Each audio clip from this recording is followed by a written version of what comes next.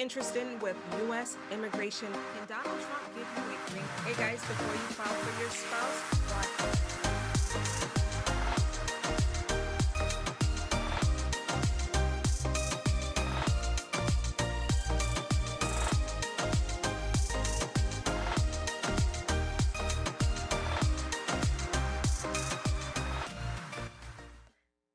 Hey there, friends. Welcome tonight. We're going to talk about some very, very important things before you go to immigration court. Before you go to immigration court is the subject that we're going to touch on tonight. This is a special live session, a special workshop that I'm going to be doing with you guys. So come on in, pull up a chair. We have some very, very important things to talk about. If you have an immigration, thank you for the gifts on TikTok. If you have an immigration hearing coming up, okay, or if you have a check-in with ICE coming up, watch this live session and share this, guys, with other people, okay? Share this with other people, even if you're not in this situation. Share this. Share this, please. Come on in, say hello, hello, hello. All right. And freedom now, certainly freedom now. I'm Latoya McBean Pompey, an immigration lawyer in New York, working with clients nationwide at McBean Law. Tonight, we're going to talk about what you should know before you go to immigration court or before you go for an ICE check, and some very, very practical information in terms of what documents to bring if you're in court and they're trying to dismiss your case, what you should say, other free resources and helpful information that is out there for you if you cannot afford legal services, private legal services. I'm going to share some information with you in this live session, who they're targeting. We're going to talk about all of those details. So come on in, say freedom now, freedom now. It's very late, but we're going to do this. We're going to make it happen. Share this with your feed on Facebook. Say hello, on Instagram and on TikTok. Double tap the screen to encourage the algorithm to share this live session with other people. Let's go. Let's go. Before you go to immigration court, what should you do? First of all, what is going on? You guys might have already seen videos, heartbreaking videos, arrested right outside of once they leave the judge's chamber. Their hearing is over, so to speak. They're being arrested, whether their case has been dismissed or not. Most of these individuals, guys, their cases have been dismissed in court, and so they are going out with. Some people have an attorney with them. Okay, and they're still being arrested by ICE, okay, because the attorneys cannot obstruct justice and the attorneys would get in trouble for interfering. That is why you're seeing some videos of some attorneys in a very passive role, so to speak, not being very hands-on when this is happening. So since May 21st, ICE has started to appear at immigration courthouses across the country, okay? And they've been arresting these people, specifically those whose immigration case has been dismissed. In some cases, the immigration court judges are also collaborating and agreeing to these dismissals. The ICE attorneys are asking for these dismissals as well. Why? To cut short due process, right? And allow ICE to arrest these individuals. Why? For the purpose of fast-track deportation, expedited removal. Okay. Now, the resource that I'm using tonight in this workshop was created by the American Immigration Lawyers Association. And this guide, two-pager, is what I'm going to go through tonight, and we're going to make it available on our website tomorrow, okay, at McBeanLaw.com, so that you could also download this and have this handy and read it for yourself. This is what I'm going to be referring to tonight. It's called Know Before You Go: Immigration Court Hearings and ICE Arrests. Okay. And according to this flyer, it says that in some cases, the government asks to dismiss or close a case. Once the hearing ends, ICE arrests the person as they depart the building, books them into ICE custody, and initiates expedited removal. a faster deportation process that does not include another appearance before a judge. Okay, that is what's going on. And I have the electronic version of this. I'm going to just refer to the electronic version in front of me going forward. But that's what I'm using tonight from the American Immigration Lawyers Association. Now, who may face expedited removal? Who may face this? People who entered the United States without inspection, without legal papers and or authorization, and they cannot prove that they have been physically present in the United States continuously for 2 years. Okay? Those who cannot prove that they have been here continuously for 2 years are the ones who they are targeting for expedited removal. Now, it applies to individuals who have been in the United States less than 2 years. Okay, less than 2 years. Everyone else who have been here longer than 2 years, they cannot place you in expedited removal. Okay.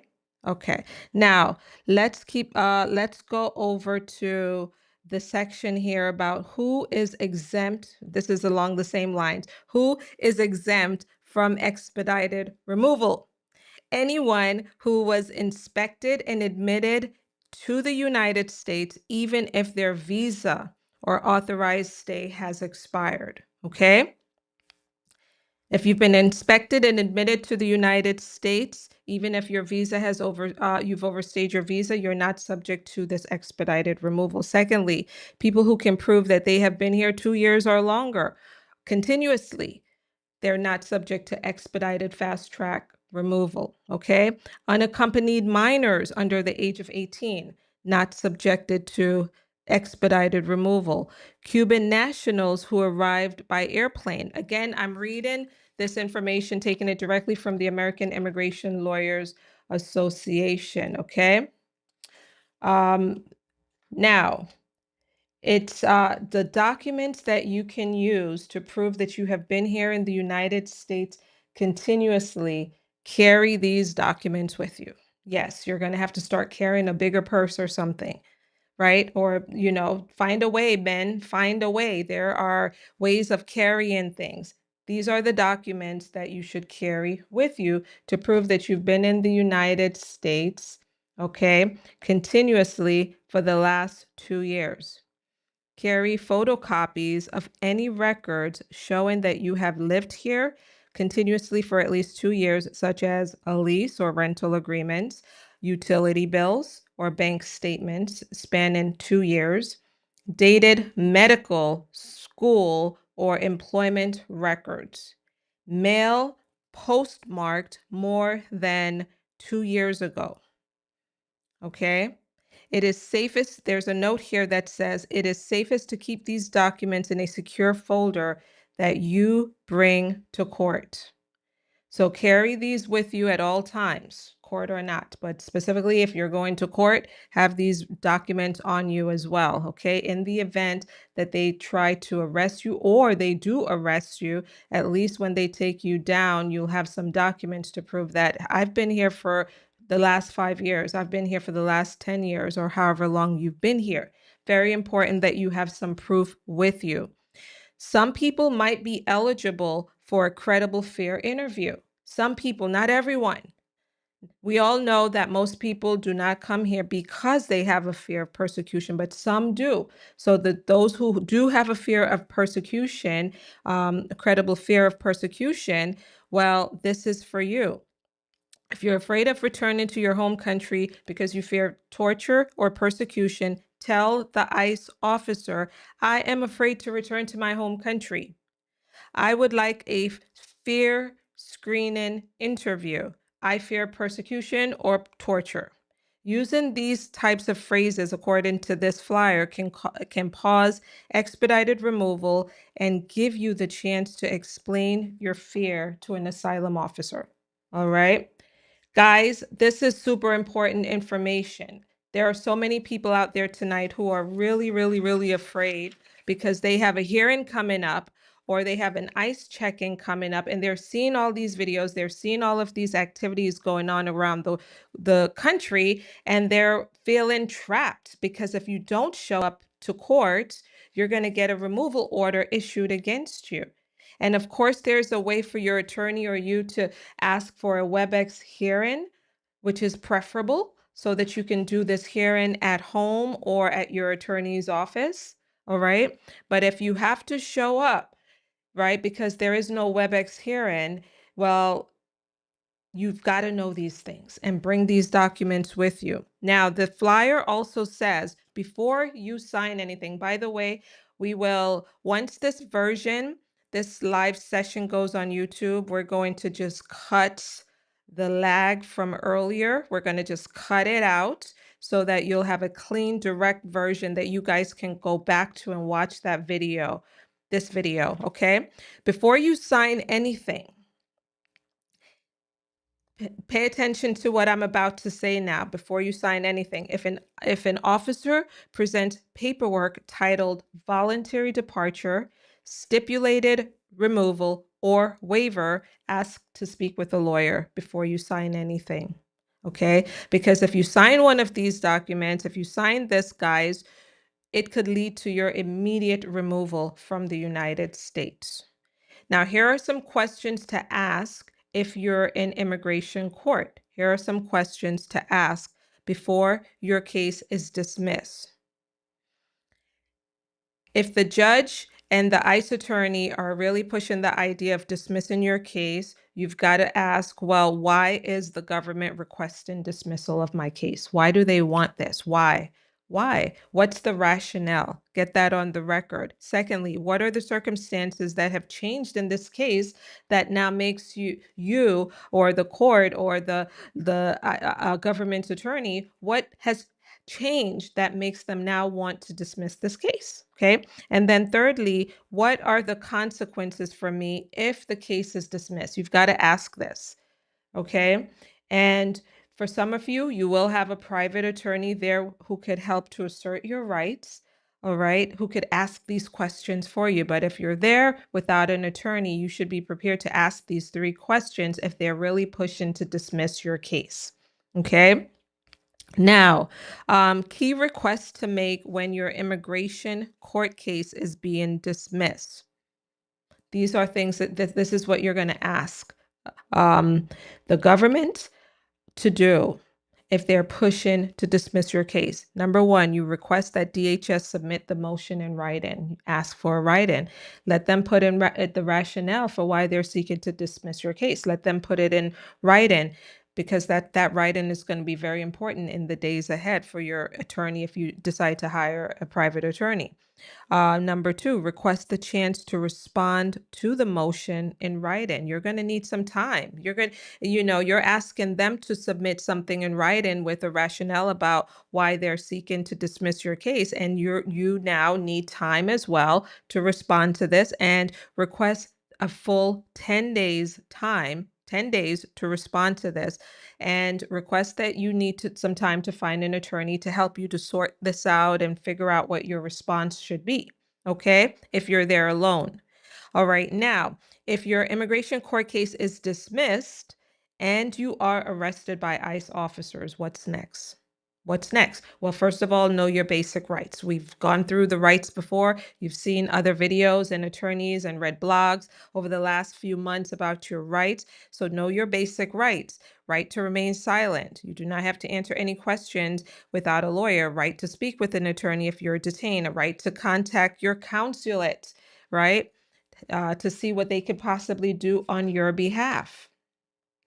Okay.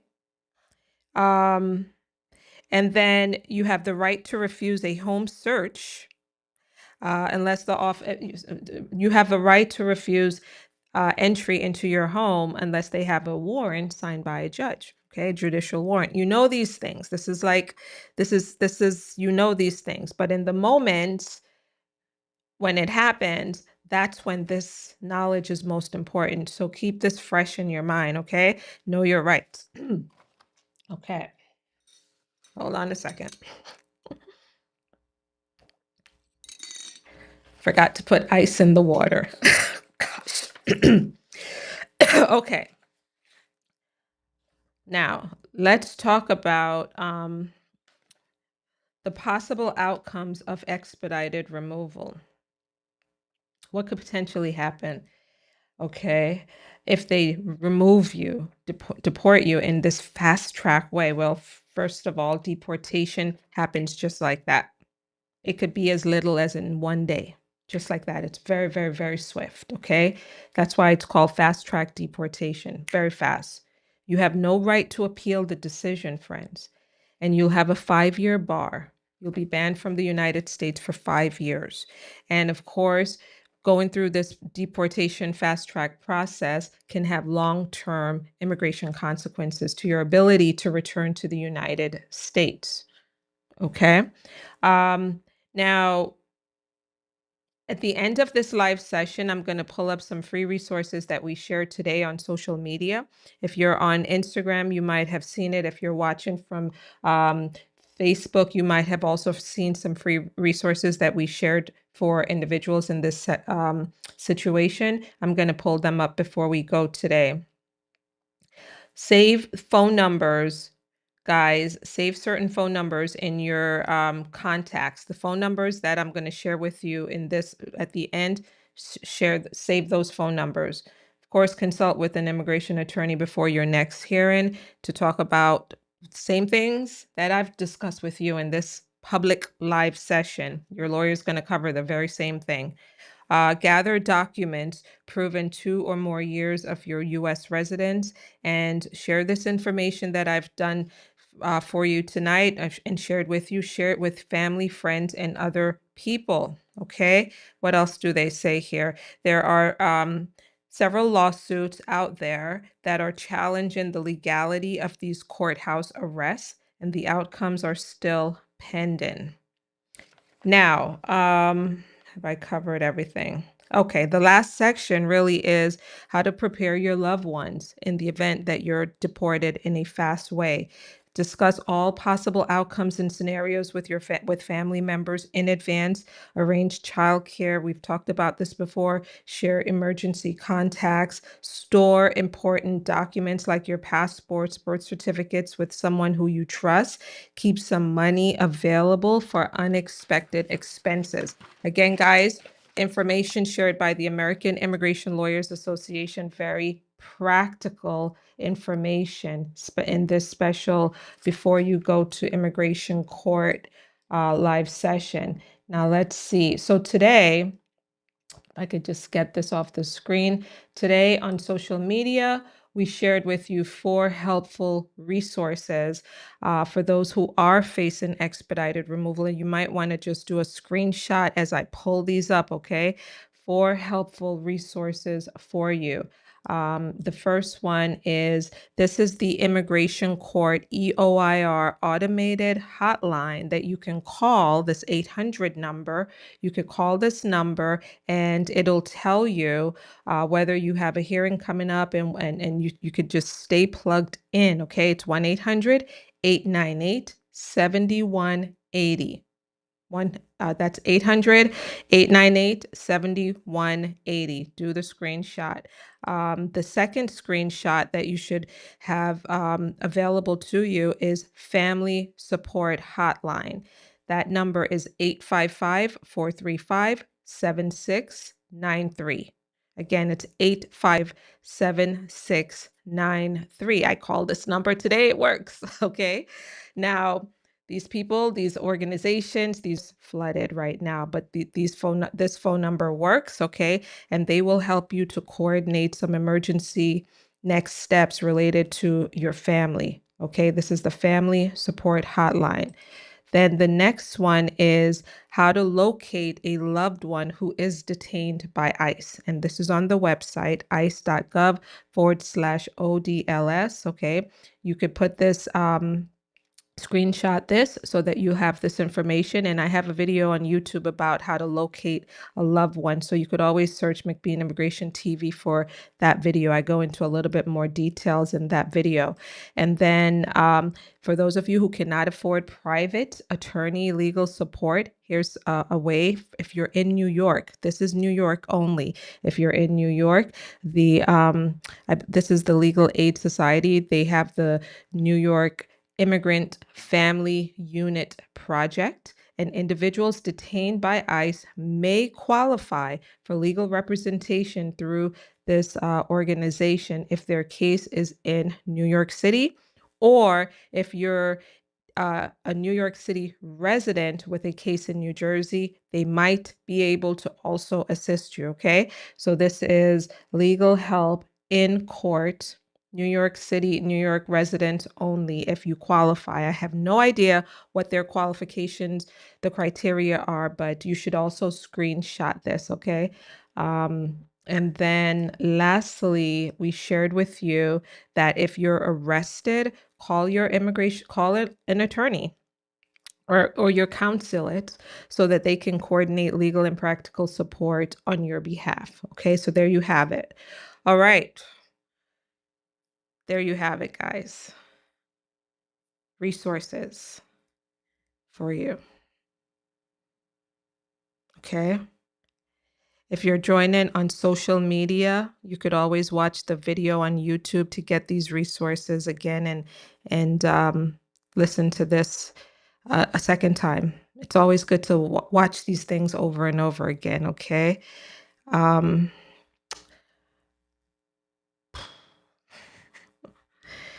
I do not run out of words ever, ever in my life. Ever, never, never, never. And I have not ran out of words tonight. I'm just taking a breather because I know that some people are really, really having a challenging time right now, okay? So with that being said, happy to answer just a few questions as we go into the 10 o'clock hour. And if the questions are good, we'll keep it in the YouTube version that's going to be out there for folks to listen to. If I blocked you, banned you on YouTube mistakenly tonight, and you find a way back to our channel, my apologies for blocking you, okay? I thought you might have been a troll. Can my attorney go with me to my my naturalization interview? Yes, attorneys can go. Got a letter of removal. Court date is September 2nd. Got a letter for removal. Okay, so you were placed in removal. So they sent you a notice to appear in court. Someone says, okay, where am I? On Instagram. Can someone who hold parole, can they travel without detaining them? Most people, gosh, this comments, the things I see every day from folks. But the most people, okay, are fine traveling on their advanced parole. It's always at your own risk, but most people are okay with their travels on their advanced parole. Let's see.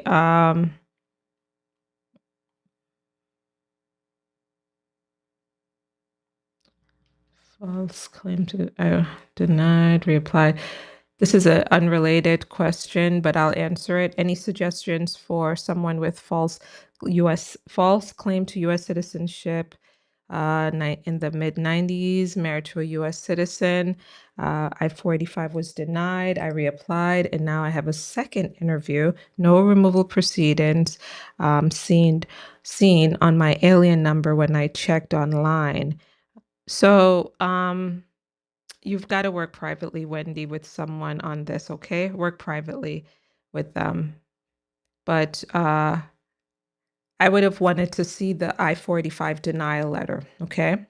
That I would have wanted to, I would want to see, and to know exactly when the false claim occurred and all of that. Where's your office located? So the office is located in White Plains, New York, Westchester County, not the Bronx. Sometimes people say, oh, we're on White Plains Road. And we say, that's not where we are, right? So you've got to go on our website, see our address. We're in White Plains, New York. Okay, if a person's immigration case gets dismissed by an immigration judge, Miguel is asking, what happens next? So, Miguel, what I covered in this one was information specific to what happens if your case is dismissed and ICE arrests you right outside of the courthouse. That's the information that was shared tonight. If that doesn't happen, if ICE does not arrest you after a dismissal, you should just work with someone to see if there's another way for you forward. Most people back in the day before all of this started to happen felt a huge relief after their case was dismissed. And it was actually a good thing, great thing. I wanted to say great, a great thing to have your removal case dismissed. Why? Because you can breathe easier, right? Knowing that you're not in court anymore, removal. But nowadays, people are scared of this whole dismissal process. But like I said earlier, the ones who they're really doing this to are those who have been in the United States less than 2 years, because those are the ones who are subject to this expedited fast track removal, which is what they're really intending to do now. I saw some interesting news today, by the way. This is a deviation. You probably had seen it as well, involving asylum seekers and the work permit. This is speculation. CBS News has an article out there. I didn't do a video on it. It's pure speculation right now. CBS News says, well, based on I guess they spoke to a few people in the administration who alluded to the fact that the government is working on a proposal to get rid of the work permit opportunity for asylum seekers. The goal is actually to process and make a decision on the asylum applications within the first 180 days of you applying. Therefore, you would not need a work permit. They're trying to take away the incentive for people, take away that incentive, which is a work permit. So that's what CBS News is reporting today. You might have seen that as well. I caved and I ordered this TikTok glass, and my God, it is so noisy, right? I thought, oh gosh, that was a mistake, right? But yeah, that's what I'm using tonight. So my apologies for that sound. TikTok will make you do almost anything, right? Um, okay, let's go, guys. Let's see. Hold on a second. Let's see what you guys are saying here on Instagram. If you have a pending I-360 and I-485, can you postpone your master calendar hearing without an immigration attorney? So you can, individuals obviously can choose to show up to court alone. Sometimes strategically, for some people, it makes sense. But and if you know what you're asking for and what the reason is, you can attempt to do it on your own if you so choose to. What does the data say, however? Data says that you have a very strong likelihood of doing better in court if you have an immigration attorney at your side. That's what the data is showing. Okay, let's see. Um,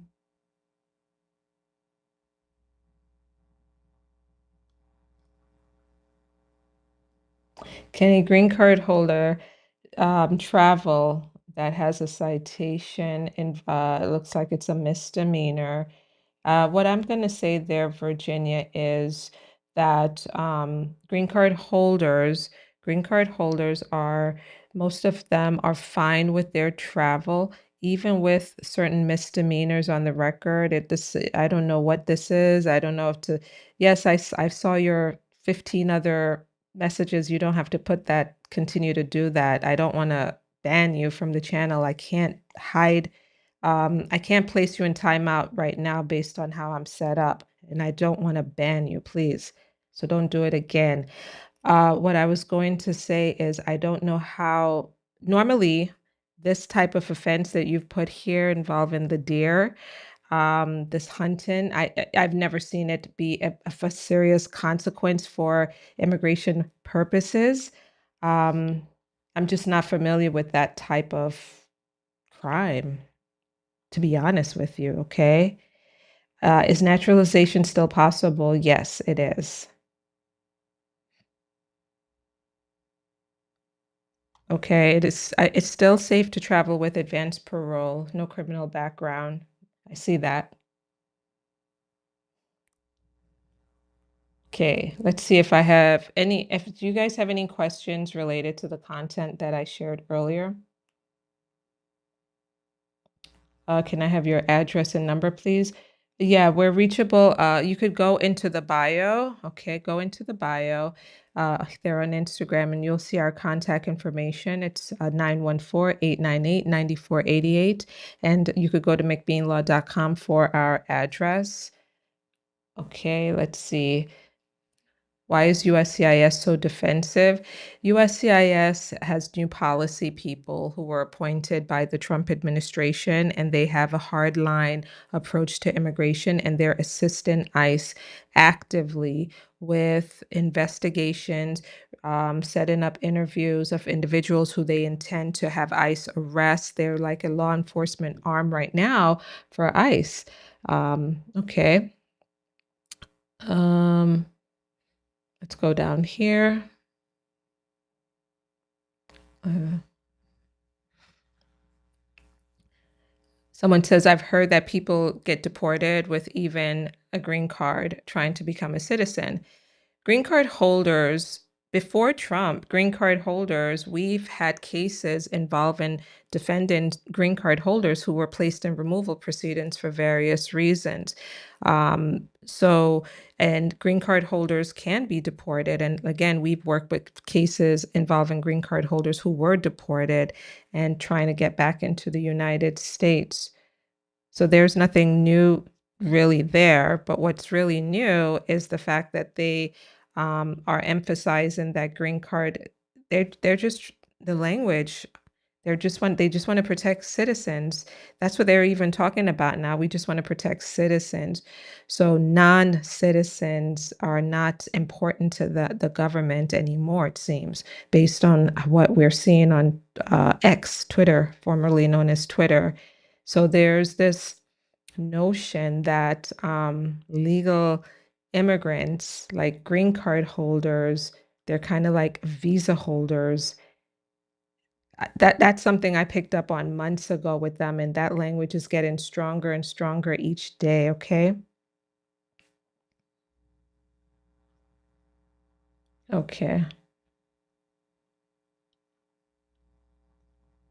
Okay. Let's keep going.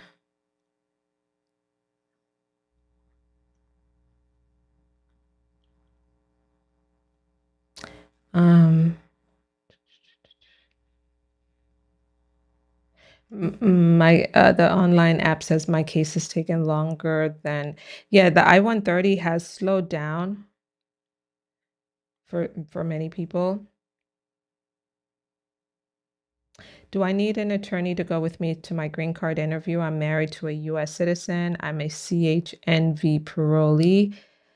Natty is asking, that's gonna be up to like your own level of comfort. Um, most, you can, some people can do it on their own, they're fine. There are a lot of cases, guys, that immigration processes each day, and we don't hear about the run of the mill marriage case couple that goes in and their case is approved, that they're fine. That happens a lot. It does happen a lot. I'm not going to sit here and say that every single case needs an attorney.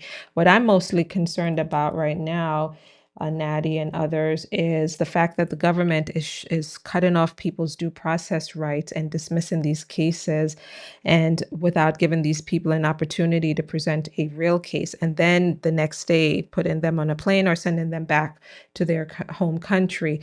That's disturbing. For marriage cases, These days, USCIS is drilling down, more vetting, more scrutiny. It is harder to prove and convince to them that you're in a bona fide marriage. So you should, I think, have an attorney or a professional prepare your marriage case. And depending on your background and facts, you may or may not need an attorney at your interview, but certainly at a minimum to prepare a strong, good case for you. Okay. All right, let's go to bed. Guys, I'm going to jump off. Watch this again. Much for being with me tonight. Again, this free resource, we're going to make it available on our website tomorrow. I've seen the draft, but we just need to get it up on the website for you guys. So tomorrow, I would say after 12 or 2 o'clock p.m. Eastern, you can go to McBeanLaw.com's website /free, where you'll be able to download this. It contains all of the information that I went through tonight with you. Okay, I hope you found this session helpful. Thanks so much for being with me in this one, and I will see you in the next one. Bye-bye.